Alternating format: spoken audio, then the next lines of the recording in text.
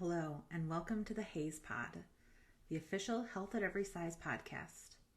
We are ASDAH, the Association for Size Diversity and Health, where our purpose is to create the conditions for people of all sizes, particularly those most impacted by systemic anti-fat bias, to have equitable and barrier-free access to the care and healthcare resources we need to support our well-being. Today on the podcast, Angel and Annie are discussing the book Black Disability Politics by Sami Schalk. I'm Annie. I'm here with Angel. The two of us Hello. together make up the ASDAH team currently. And today we are going to be discussing a book by Dr. Sami Schalk called Black Disability Politics. So before we get started, we want to just tell you a little bit about who we are. I'm Annie. I am the ASDAH operations and projects leader. I have been with ASDAH for a few years now. I started on the board before we had paid employees, and I'm now a paid employee alongside Angel, who is our community and advocacy leader. I've been a fat activist for nearly a decade now, and I have been primarily working in the healthcare advocacy world for the last probably like 7 years specifically. I'm based in Minneapolis, Minnesota, which is the unceded land of the Anishinaabe and Dakota people. Yeah. I'm a dog parent. I love kayaking. I love reading. Angel, tell us about you. As Annie stated, I'm Angel Austin. I am the advocacy and community leader, as well as the acting or interim executive director of ASDA. As the newbie. I've been here. I don't know. It's probably longer than I think. It feels like about 2 years, but maybe a little bit more than that. I did start on the board, and kind of sashayed over to leadership. Really awesome place to be. Fat activism, I think it might be 10 years now um, that I have been actively with intention working as a fat activist. Probably longer than that before I knew what a fat activist actually was. I am active in the community in a bunch of different ways, and just this is my life, as is in perfect alignment with the purpose for my life. I'm a dog parent, partner of now 14 years in Texas, and yeah, it is been a wonderful ride so far. Grateful to be here. Grateful to talk about this amazing book. I'm so grateful that you are my partner in crime at ASDA. Right. So we want to introduce you to the work that Dr. Sami Schalk put together. So we're going to start by just reading the book blurb on the back, and then we'll read Sami's definition of Black disability politics, just to give you some grounding if you haven't read the book yet. This conversation is for everyone, no matter whether you've read the book or not. And we hope that you'll be inspired to pick it up after we talk about it today. In Black Disability Politics, Sami Schalk explores how issues of disability have been and continue to be central to Black activism from the 1970s to the present. Schalk shows how Black people have long engaged with disability as a political issue deeply tied to race and racism. She points out that this work has not been recognized as part of the legacy of disability justice and liberation because Black disability politics differ in language and approach from the mainstream white dominant disability rights movement. Drawing on the archives of the Black Panther Party and the National Black Women's Health Project, alongside interviews with contemporary Black disabled cultural workers, Schalk identifies common qualities of Black disability politics, including the need to ground public health initiatives in the experience and expertise of marginalized disabled people so that they can work in anti-racist, feminist, and anti-ableist ways. Prioritizing an understanding of disability within the context of white supremacy, Schalk demonstrates that the work of Black disability politics not only exists, but is essential to the future of Black liberation movements. And then this is on page 11. If you have the physical copy, Sami grounds our work in defining how she defines Black disability politics. What then are Black disability politics exactly? First, I define disability politics generally as engagement with disability as a social and political rather than an individual and medical concern. Following Kafer, who encourages a, quote, expansive approach to disability politics, unquote, my understanding of this term is not limited to policy or law. I define Black disability politics as disability politics that are articulated in text, speech, political platforms, and ideologies, or enacted in activism, organizing, lobbying, art, and interpersonal dynamics by Black cultural workers, an umbrella term for activists, artists, writers, scholars, intellectuals, and others whose work directly responds to and influences culture. In other words, Black disability politics is my term for how Black folks engage with disability from a liberation and justice perspective. Black disability politics can be understood as part of both Black disability justice and Black liberation movements writ large, providing lessons for people within both movements, whether or not individuals are Black or disabled. Black disability politics are developed, articulated, and enacted by Black people, but this work may influence or be influenced by the disability politics of other racial groups. That's a mouthful. Yeah. This is one of those books where you have to read passages a couple times to let all of the wisdom really sink in. I have to be honest, when I first started reading it, I was challenged because I wasn't sure whether or not it was even accessible to me. I'm not a scholar. I would say I'm an activist. I would say that I, read with, you know, relatively good comprehension, but it was just so much to chew on that I would have to pick it up. And then I had to remember, once I started to read it, thankfully, that kind of changed. And the more I started to see myself in, my experiences and my family's experiences in the things that Dr. Schalk was saying, it helped, right? Because it made it feel more tangible. But yeah, I was a little concerned going in that it might be kind of rough for me, but I'm grateful I persevered. I agree that it is a very dense text. Mm-hmm. I say this about Deshawn's work a lot. Mm-hmm. Every word really matters. Mm-hmm. And as someone who reads a lot across a lot of genres, mm-hmm. a lot of nonfiction books are really fluffy.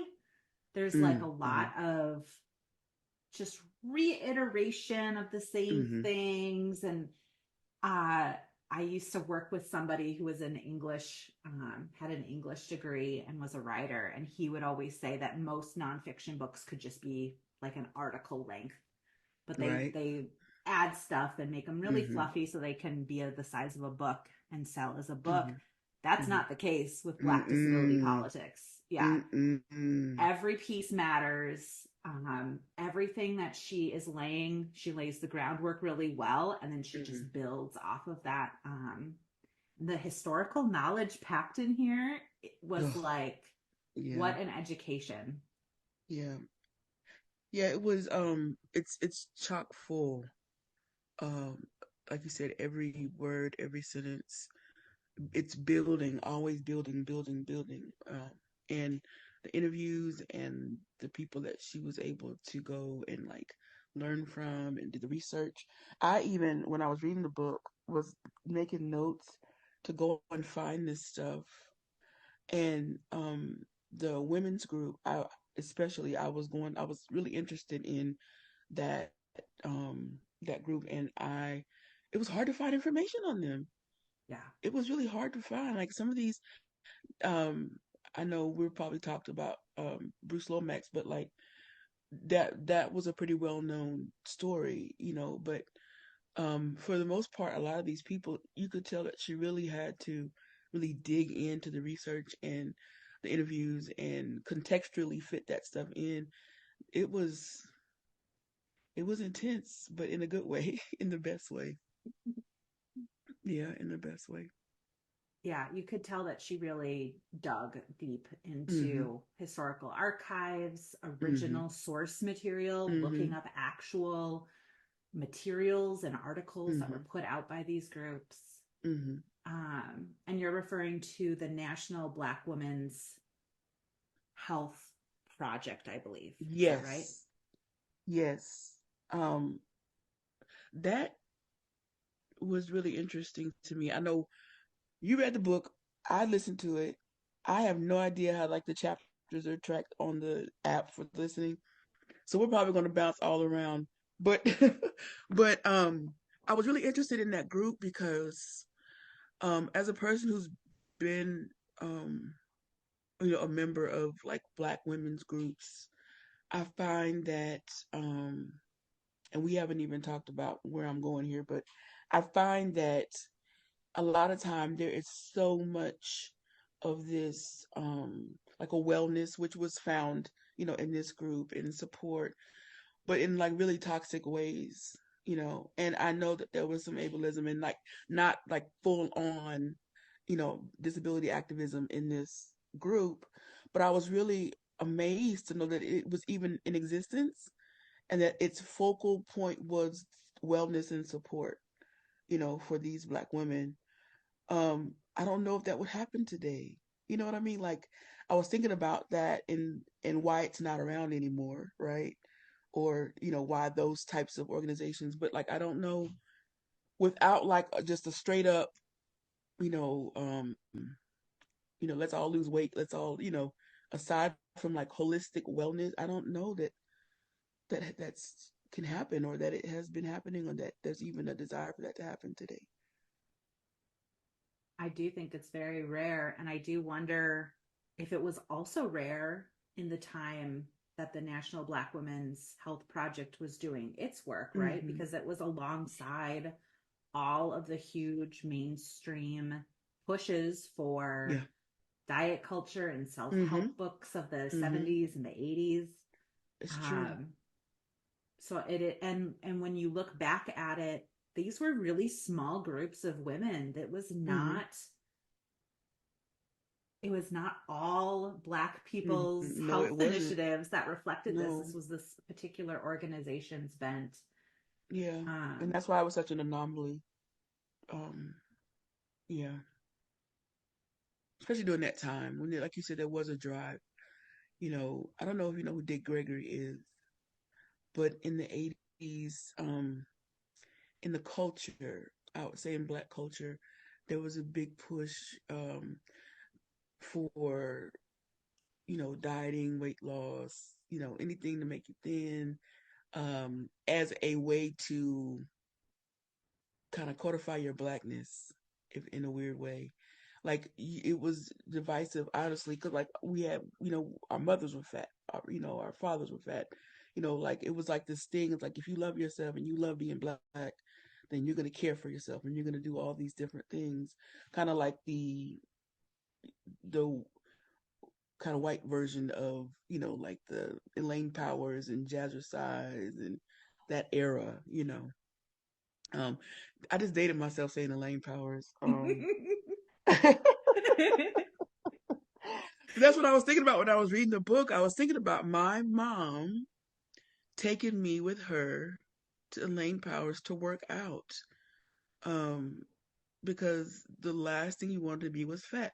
My dad wore sweatsuits in 1978 and was out running, living at the health food store, and taking me, like these were the things that we thought we needed to do as Black people to be viable in this society.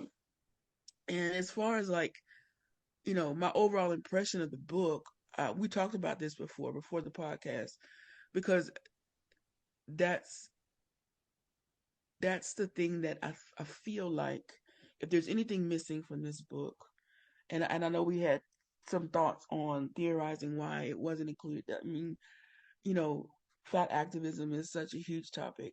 Fat phobia, all these things, like that would be a book in and of itself with the intersection of Black disability, right? But as a person who is fat reading this, and I know Sammy is also fat, I just everything that we talked about, I put this overlay of fatness. Even discussions of intersectionality in the book. I just added this overlay of fatness because so much of that is intersected, is like inseparable, right? From my disability, from so many Black folks' disability in my family. Um, so if there was anything that I wish I would have seen fleshed out more, which I know is probably impossible, it would have been that. Um, I really feel like that was something that I had to add to it as I read it. Yeah, this brings up two things for me. So I Mhm. agree. The first thing, the whole time I read it, it was Mhm. so evident to me the Mhm. additional intersection of Mhm. fatness Mhm. because of how much this dealt with the medical industrial complex, Mhm. just by the inherent nature of disability and disease and illness. Um, it just brings up a lot more interactions with the medical Mhm. industrial complex. So I also saw that a lot, but fatness, you're right, was not specifically articulated Mhm. as part of this politic Mhm. by Dr. Schalk. And I think, I don't know if it surprised you. I think it Mhm. surprised me a little bit because of following Dr. Schalk on social media, Mhm. where now I'm going to forget her Instagram name off the top of my head, but I'm almost positive. I'm looking this up. Oh no, it is. Fat It's Fierce Black. Black Femme.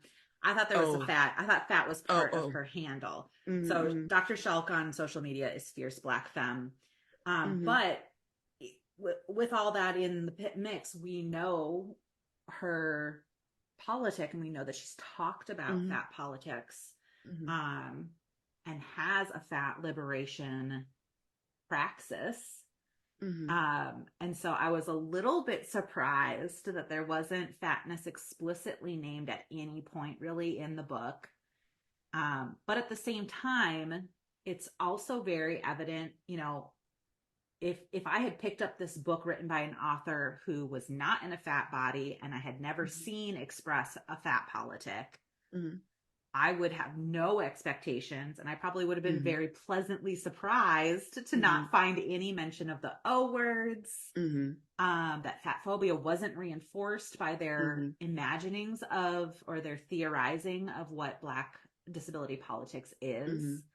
And so, from that perspective, I think I did hold Dr. Schultz to like a different standard, or I would just had Mhm. different expectations going in. Mhm. Mhm. Um, but I don't think it's impossible. I Mhm. think that I think it's very possible. And I would love to see this work built upon and expanded to be talked Mhm. about as um, Black fat politics, Black Mhm. fat disability Mhm. politics, because I think I was seeing a lot of what you were seeing, Mhm. the opportunities, the parallels, Mhm. etc. Especially with the like mention of intersectionality. Like you can talk about intersectionality, with regard to race, gender, all these things, but you can't. I just don't see the possibility of leaving out fatness, not when it's so closely related to. I mean, do you think? it would have been received differently. Definitely. Yeah. I think that we know that of the current named social justice related fields, Hmm. right? Women's studies, race studies, Black studies, disability studies. Hmm. Those are all classes and majors that you can have. And there is Hmm. fat studies, but I think Hmm. of the ones that are named currently, probably fat studies is the one that's taken the least seriously. Um, I also have a feeling that to some degree it was a matter of just like time and energy and the historical examples that Yeah. had been found so far and investigated so far just more spoke to delineating what a Black disability politic meant and looked like. Yeah. You know, we talked about how intense and full this book was. Can you imagine if it had that additional element, like how much longer it would have been, how much more, I feel like there are ways maybe in the beginning to like establish, like when I'm talking about blackness, I'm talking about fatness. You know what I'm saying? Like because they're inextricable. But that wasn't her choice. It's just interesting. I'd love to like learn from her, like have this discussion with her to like see what her thoughts were around that. I'll be honest though. Um, I'm glad you read that definition of black disability or her definition. I had never heard. I never heard the term black disability politics, and I never had any concept of what it was before reading this book. After reading it, I see how it's interwoven throughout my entire life and the life of my family. But prior to that, I had absolutely no idea. Had you ever heard it before? No, I'd never heard that those three things all put together, right? Black Yeah. disability politics. Mm-hmm. I was somewhat aware of the disability justice movement, Mm-hmm. of crip justice Mm-hmm. movements. I tangentially had kind of like thought about and listened to social media folks about Mm-hmm. various concerns and like thinkings on it. But honestly, I didn't even have really a good education or grounding in disability, the mainstream disability Mm-hmm. justice Mm-hmm. Mm-hmm. stuff. And I think that Dr. Schalk did a really great job for anyone who comes into this book. You don't have to know about mainstream disability Yeah. politics or justice to, she gives a really nice summary and overview. She Mm-hmm. talks about really key events in the disability justice movement throughout time. Um, and so she does give you, I think, what you need to know to be able to Mm-hmm. contextualize and understand Black disability politics Mm-hmm. as kind of like a juxtaposed against the mainstream. Yeah. Yeah, I had never even I have a little bit as a disabled person, have some understanding of like just mainstream disability. But again, until I read this book, I never saw um how disparate, it was, um how mainstream disability does not focus on race or like any type of social justice, just and it's primarily white. I grew up in families where we have been dealing with disability for many years. I had an aunt who had polio, and all those battles and fights around care and um, even equipment, mobility equipment, how they live, how she lived on her own or whatever. Like these are all battles that I've been had watched her fight all of my life, and it never occurred to me how hard it was for her as a black woman, and how different it was from other people. And not to say that it doesn't suck for everyone, because of how disabled people are viewed in our society. It is just very different. Um, and I would have never considered that or thought of that prior to reading this book. I totally agree. I think that Dr. Schalk's analysis and like Mm-hmm. how she lays out all of the intersections. And so Mm-hmm. while she's focused, and like this is actually a hallmark of Black disability Mm-hmm. politics, Mm-hmm. is intersectionality, not just Mm-hmm. race and Yeah. disability, Mm-hmm. but all intersectionality is a Yeah. hallmark of Black disability politics. Yeah. And I think that through her descriptions, Mm-hmm.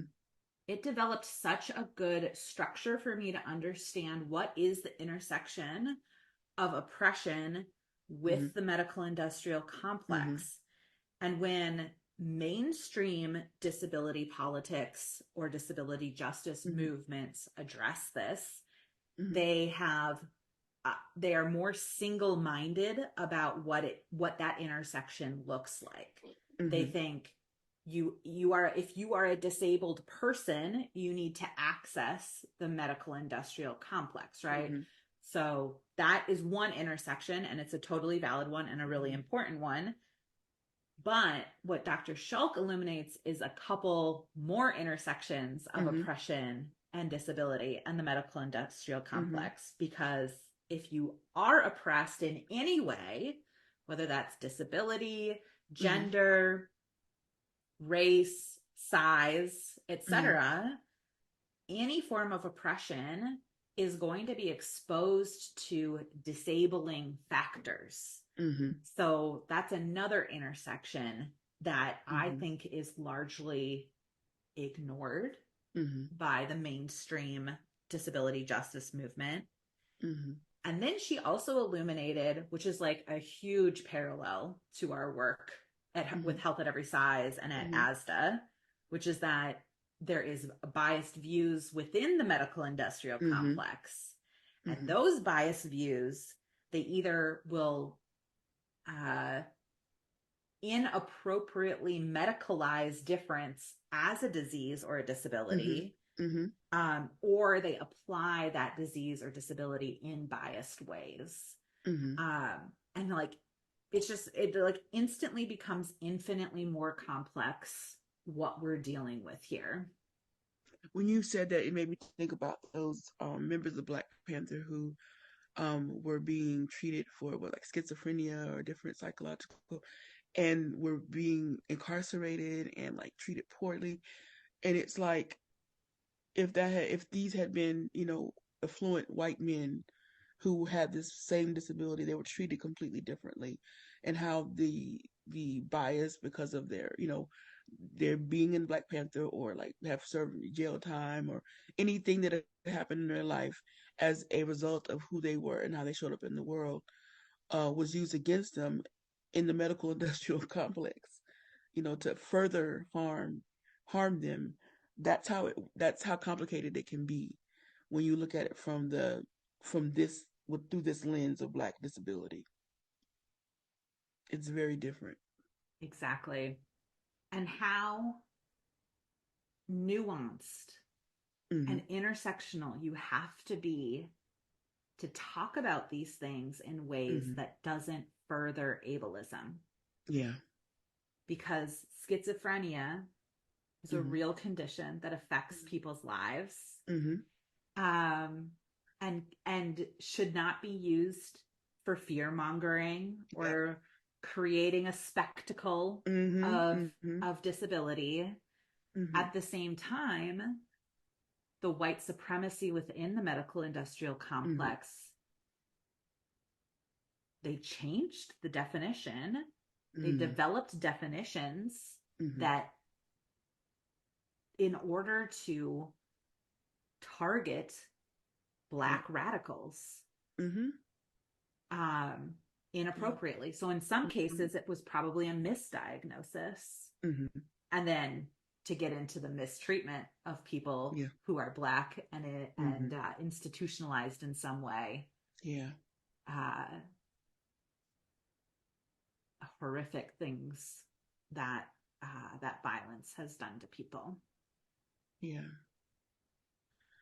Um, and that makes me think of, like, at the very beginning of the book, um, she references the mandate, Mary Hook's The Mandate Chant, um, which is to avenge the suffering of our ancestors, to earn the respect of future generations, to be willing to be transformed in the service of the work. And I feel like um, that is the most, um, as I read the book, I just kept coming back to this. It's like the most grounding part of the book for me, as a person living at the intersections that we're talking about, that are oppressed, um, with a disability, and how that plays out in my life every day, and in the lives of people, like the people that we work for, to help at ASDA. And just wondering how, you know, how these things can be like present, and how we can experience them as we do the work, right? And still do the work. Like how with all the trauma and the harm and all the things, I feel like even Mr. Lomax, Bruce Lomax, who was a member of the Black Panther Party, who was disabled, and how the book talks about how people who were working so hard in the movement, or historically who worked hard in these movements, it's hard to find information about them because they end up burning out, you know, because they're trying to do the work, having the work inform their lives, and be changed by the work while they're living the work, right? Like they're embodying the work. And if there's any question, like after reading this, it's like, how do you navigate that? You know, um, how do you, from a lot of standpoints, as a person in it, living it, and as a person tasked with trying to change it, you know, like that's with all the historical and all the references that she gave, it just that's just what kept coming up for me, is I'm looking at these people throughout history do this work, and how hard it's been. Like that one sit-in that they did at the, was it Hugh, the Hugh building, protesting the signing of the ADA, and like the things that were, they wanted to like make stick, and like, who can you imagine what those people were going, I mean, 25 days I think it was, they were holed up in that building. And like, I mean, I just can identify so closely with suffering. you know how do you suffer and do this work, and how were they doing it back then, and we're still having to do it now? It's just it's overwhelming, I guess is the best word. I definitely felt that too. Um, that we're still doing it, that Mm-hmm. we're still fighting so many of the same forces. I saw so many parallels. Um, the world has changed, but the driving forces beneath it haven't. No. Um, and I think we grapple with that nearly every single day, We do. um, at ASDAH. Mm-hmm. Um, and it speaks to and I think this is where getting theory to move into practice is Mm-hmm. so much more difficult than I think a lot of people make it out to be. It is. We see these like cute catchphrases on social media, um, and they're reiterated and they're important and we believe in them. We must have leadership that is represented by those who are the most affected by these Mm-hmm. issues. Um, we must center those experiences. Uh, Dr. Schalk mentions it throughout her book about how the nonprofit complex is complicit in being ableist and Yeah. exclusionary and then reinforces all of the same stuff. Yeah. So then how do we as a nonprofit organization Yeah. with all those fancy, we're a 501c3, All the things, all the bells and whistles. how Yep. do we do this work in line with our values, Yeah. constantly butting up against this same system of oppression as individuals, as oppressed people? Yeah. Yeah. I'm grateful for this focus. I guess that's one thing I can take away is I'm grateful for this focus. Um,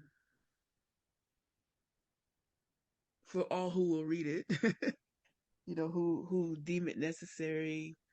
I think this podcast recording and talking about it, highlighting books like this and other books like it, for our membership and others to partake in is important.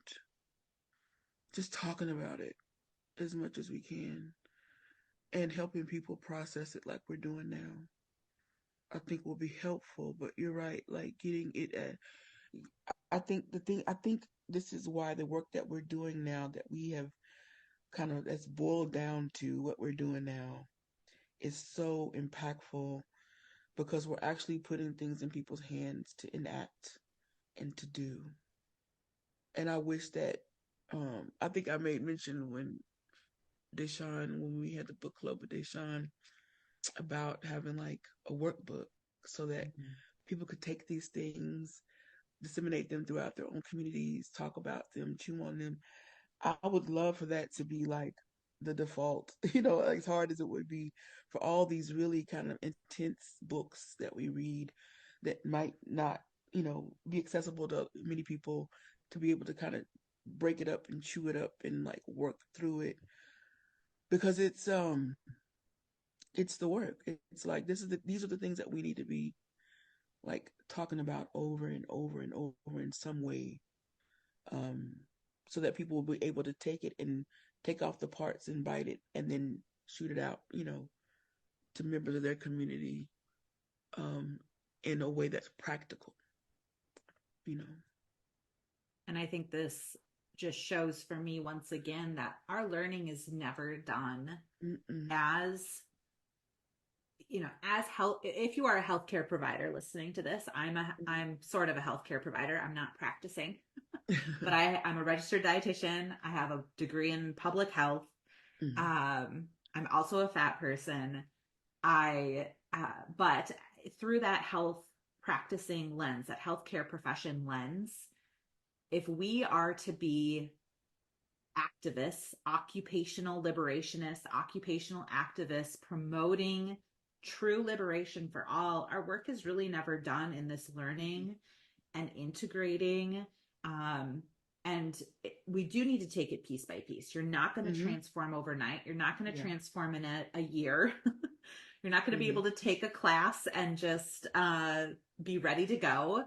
This Yeah. is an ongoing commitment, ongoing learning. And this book has definitely risen to the top for me. Mm-hmm. Um, Whenever people talk about this work and want to know where they should go to learn Mm-hmm. more, I've always said Sabrina String's book, Mm-hmm. Fearing the Black Body, The Racial Origins of Fat Phobia, and Deshaun Harrison's Belly of the Beast book. Mm-hmm. And this is the third. Like, this is becoming the trifecta Mm-hmm. now of texts that I think are Mm-hmm. necessary to inform our work Mm-hmm. of health at every size in specific.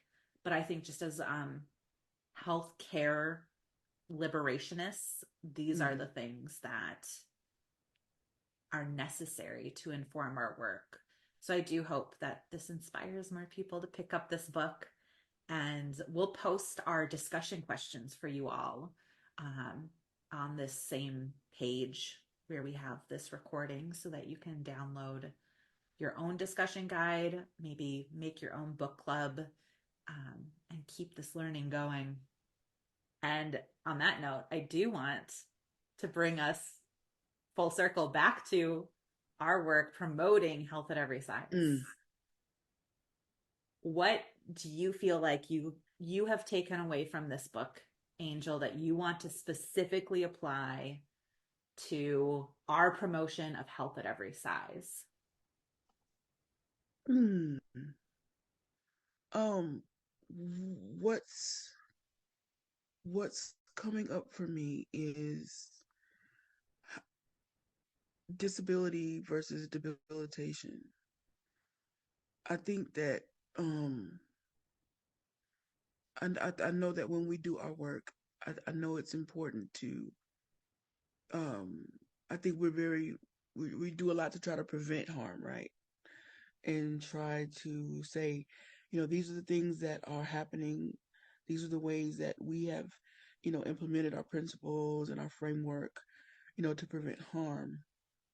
Um, but I think that from I think the part of this book to me that is the most powerful is how I think the book says disability is hoisted on us. It's like all these systems and things are what make us disabled. You know, um, I think there's a lot of shame and um, fear. When a person, Imani like breaks it down so wonderfully.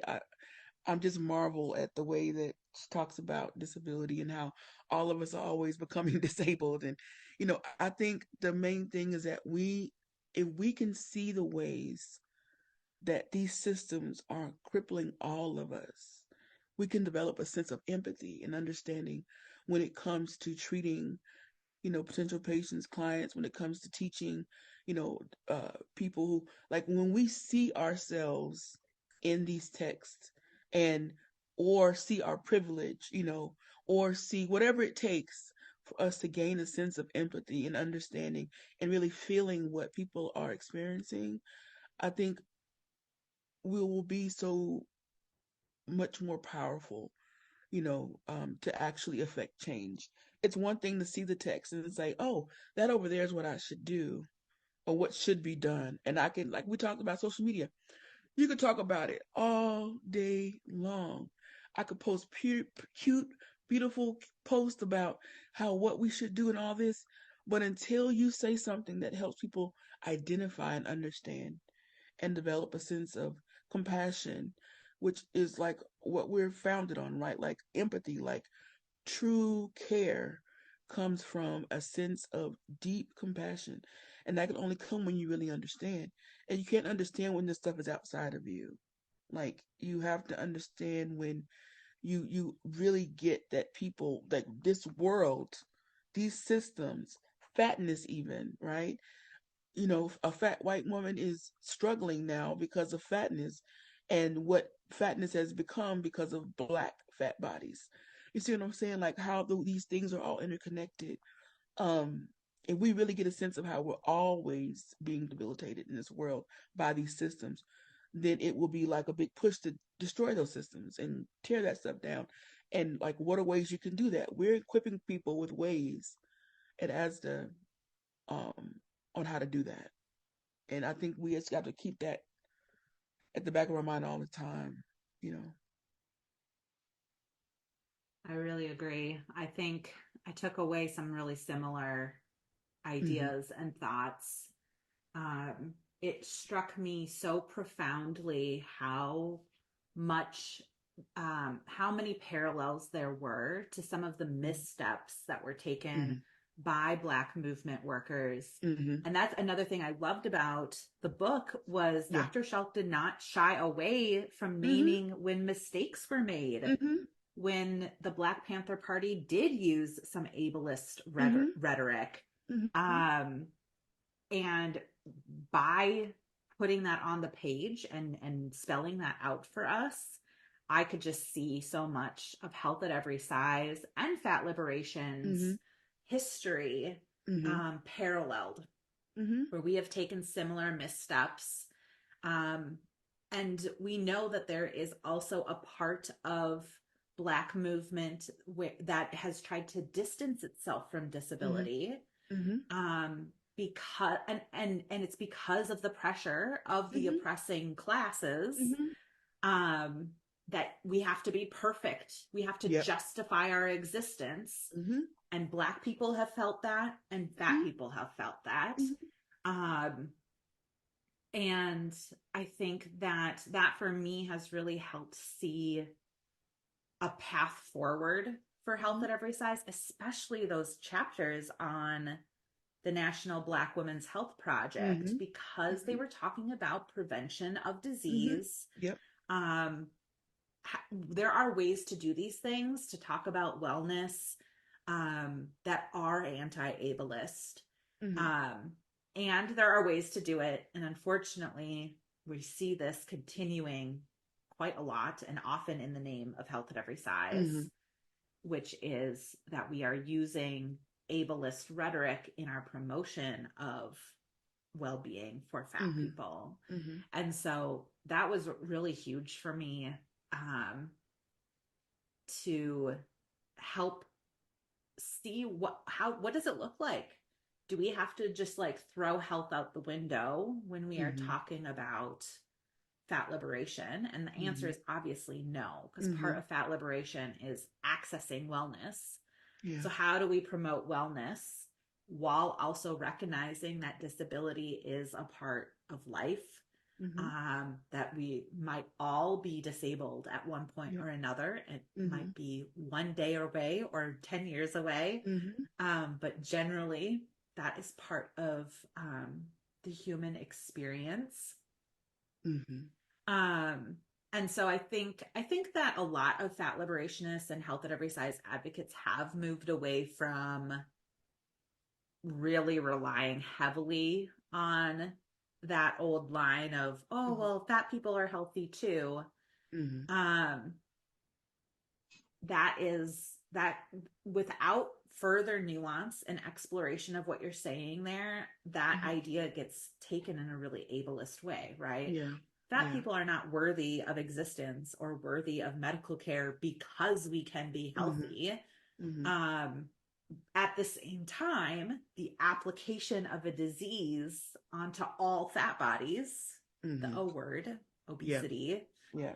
is is is oppressive violence. Mm-hmm. Um, and so, how do we speak out against that while at the same time knowing that there are fat disabled people, Mm-hmm. that disability is not a specter to Mm-hmm. be feared, and Mm-hmm. it's not the worst thing that can happen Yeah. to somebody. Mm-hmm. And I think that that is something, I think there are some of those nuances and details that are currently happening in a lot of the rhetoric that is going on today about weight loss surgery, Mm-hmm. use of the GLPs, use of just diets and physical Mm-hmm. activity for weight loss in Mm-hmm. general. Mm-hmm. Um, that there is there is still a lot of reliance on that fear mongering of Mm-hmm.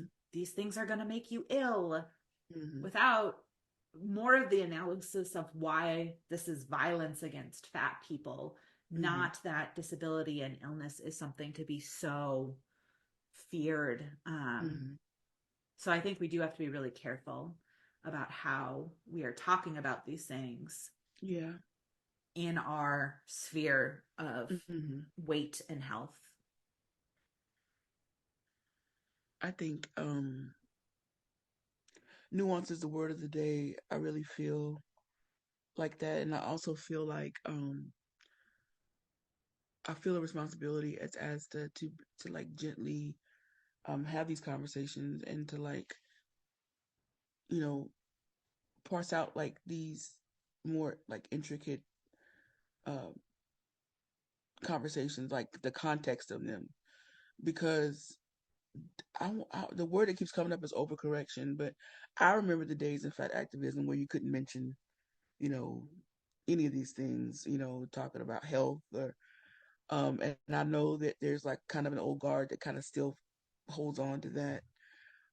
But I think it is our responsibility to like talk more about informed consent, autonomy, and like our own agency with our bodies, with a always with, the idea that um, we don't owe health to anyone. That in where you're going to talk about at your event, like the good fatty concept, and how you're not better just because you lost weight or not, whatever. That we really do have the right to do what we need to do for ourselves.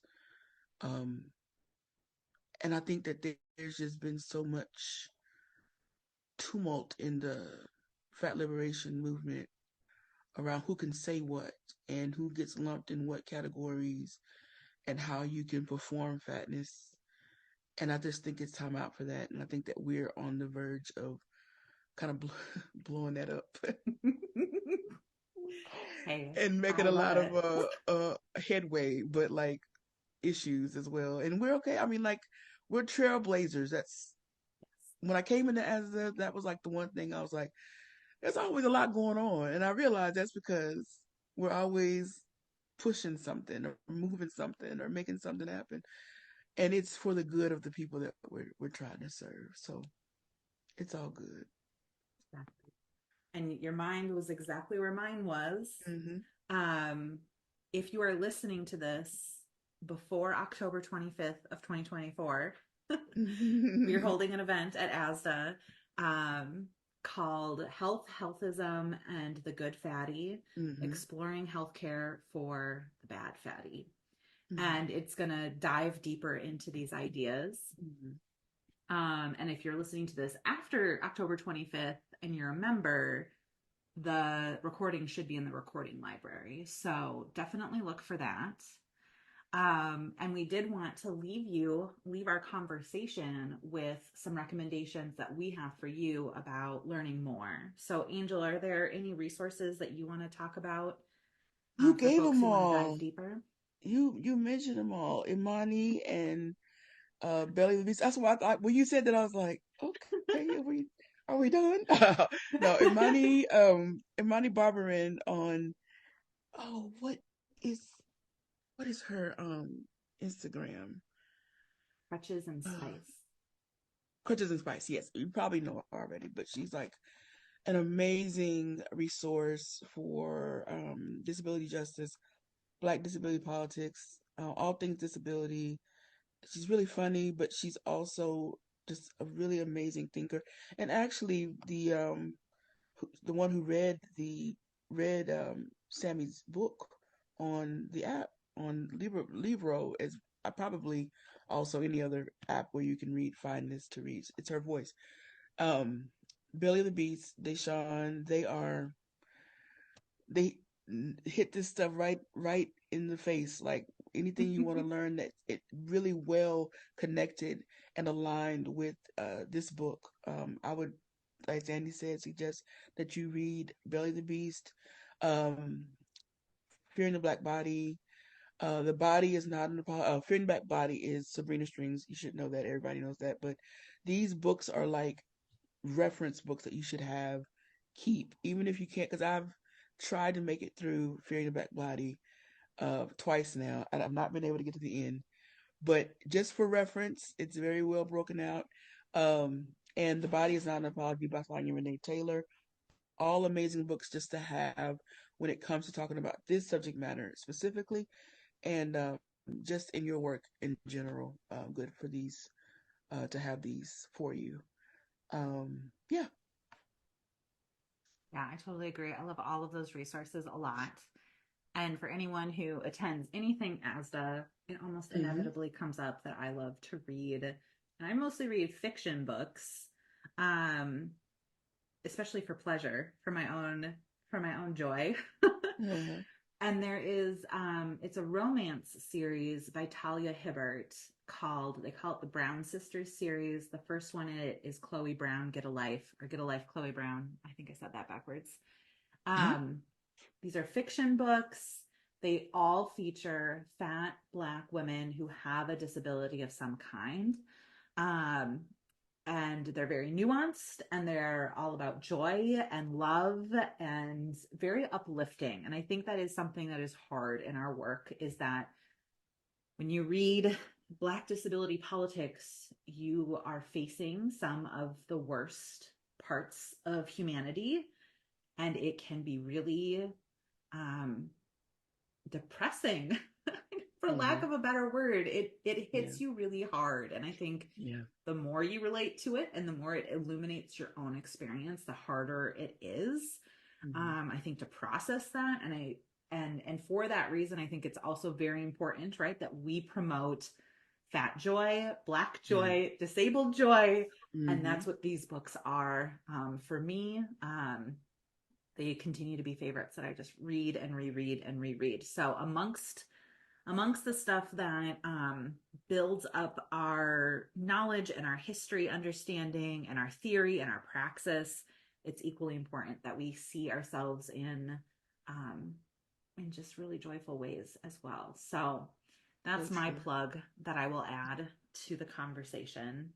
So true. Angel, is there any last things that you want to make sure that we say before we sign off today? No, just this book was transformative to me. Um I could talk a, a whole on my own podcast episode about how enlightening it was to me and how it helped me to see myself and my family in a different light, um, not as victims who, well, we were victims, but not as people who were complicit, you know, in our disability, not as people who caused, or take ownership of the ways that we were disabled, but as people who were victims of these systems that we weren't even aware of, and didn't have the tools.